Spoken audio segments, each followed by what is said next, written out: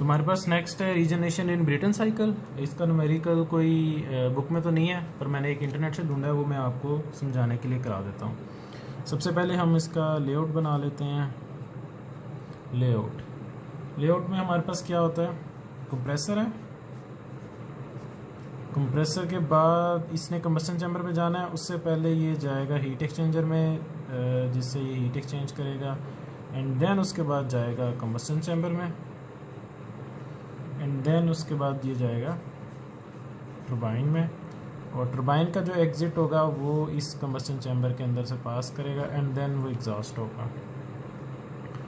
ये शब आपको शायद याद हो। कंप्रेसर,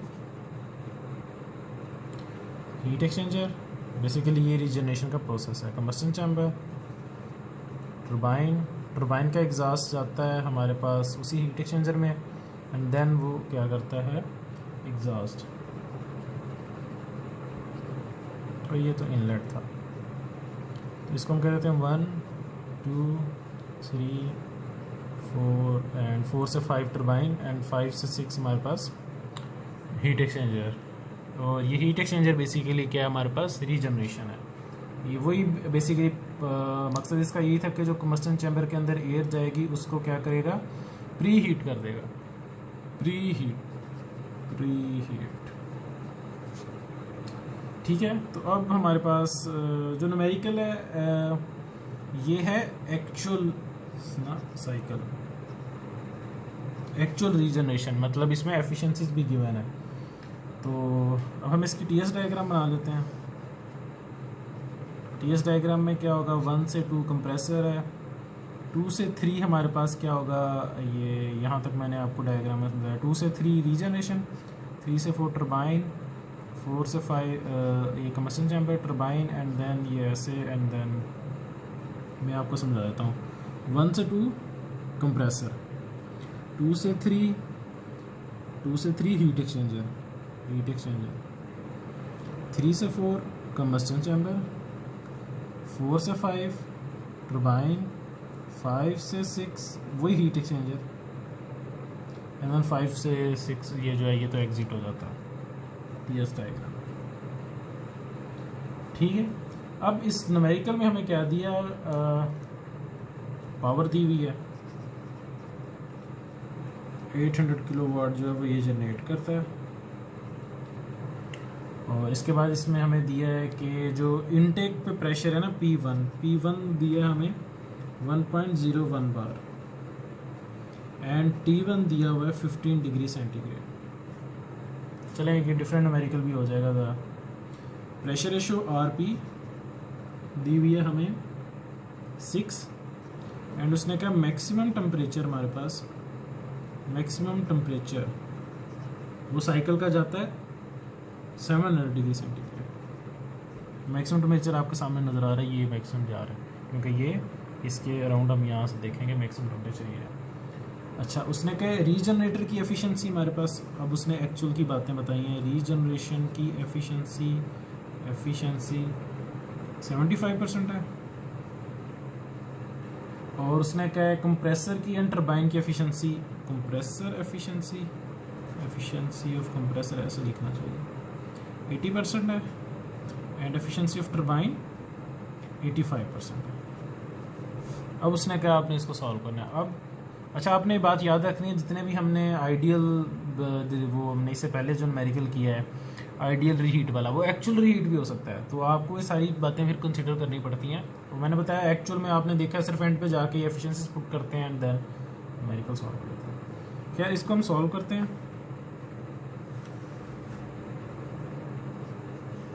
टेम्परेचर 1 हमें गिवन है 15, इसको हमने केल्विन में कन्वर्ट लाजमी कर लेना है 288 केल्विन, और P1 हमें गिवन है 1.01 बार। तो अगर हमने P2 फाइंड करना हो तो सिंपल है, प्रेशर रेशियो क्या होती है, RP is equal to P2/P1। RP हमें गिवन है कितना 6 इंटू ये P1 उधर जाके मल्टीप्लाई हो जाएगा 1.01 इज इक्वल टू P2 आ जाएगा। तो P2 की वैल्यू हमारे पास क्या आती है 6.06 बार। बस चाहिए नहीं था हमने, चले उसके बाद हमने क्या फाइंड करना है, हमने T1 पता है, T2 फाइंड करना है। T2 अच्छा ये मेथड 2 से कर रहा हूँ मैं, क्योंकि मैंने आपको बताया था मैं वही ज़्यादा प्रेफर करता हूँ। RP gamma minus 1 over gamma, इससे हमारे पास T1 भी है, RP भी है, गैमा की वैल्यू भी पता है, तो हमें T2 आ जाएगा।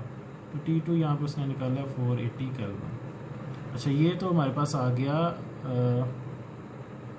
आइडियली। एक्चुअली में ये 1 से ऐसे करके 2 डैश पे चला जाएगा, 2 डैश पे, क्योंकि ये साइकिल क्या है, एक्चुअल है। तो अब हम अपना फार्मूला एफिशिएंसी ऑफ कंप्रेसर का लगाएंगे, जिसका फार्मूला क्या होता है कि हमारे पास ऊपर जो होता है वो एक्चुअल वर्क होता है, ऊपर हमारे पास आइडियल वर्क होता है W ऑफ आइडियल, नीचे होता है W ऑफ एक्चुअल। मेरा ख्याल यही फार्मूला है, अब मेरे पास लिखा नहीं, वो कंफर्म हो जाए। एक्चुअल यही है। तो हमारे पास क्या बनेगा, T2 minus T1 over T2 dash minus T1, ये बनेगा। अब हमारे पास एफिशिएंसी कंप्रेसर की 1 थी, T2 भी पता है अभी निकाला है, T1 भी पता है ऊपर है, T1 पता है, T2 डैश सिर्फ हमारे पास आ जाएगा। T2 dash is equal to मेरे ख्याल 528 शायद आएगा केल्विन, ठीक है। हो गया ये हमारे पास सॉल्व। अब हम क्या करेंगे, T4 वो हमें पता है, उससे हम T5 कैलकुलेट कर लेंगे। T4 तो हमें गिवन था ना यहाँ पे, मैक्सिमम टेम्परेचर 700 T4, तो उससे हम क्या करेंगे, T5 अगेन वही फार्मूला लगा के, अगर आप T4 over T5 is equal to P4 over P5,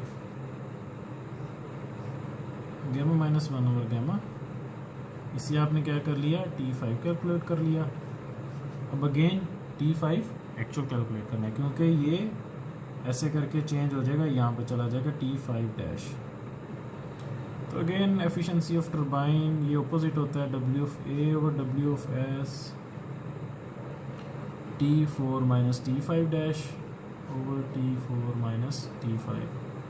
इससे हम क्या करेंगे, T5 डैश कैलकुलेट कर लेंगे। यहाँ पे अगर किया हुआ कैलकुलेट मेरे ख्याल 666 केल्विन है, कोई मिस्टेक हो इसके अंदर तो आप उसको, मेरा ख्याल इतने मैच्योर हो चुके हैं आपके, खुद ही ठीक कर सकते हैं।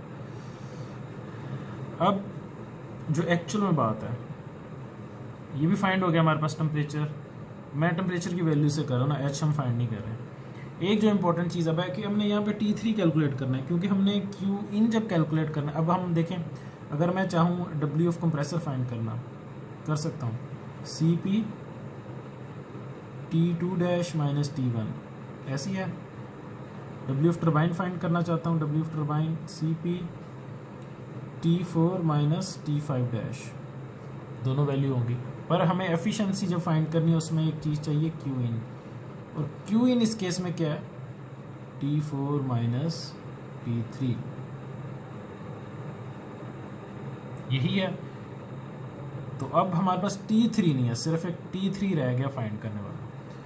T3 का फार्मूला इफेक्टिवनेस याद होगा आपको, यहाँ पे मैं आपको इफेक्टिवनेस का फार्मूला लिख देता हूँ जो वहाँ पे स्लाइड में था। इफेक्टिवनेस का फार्मूला होता है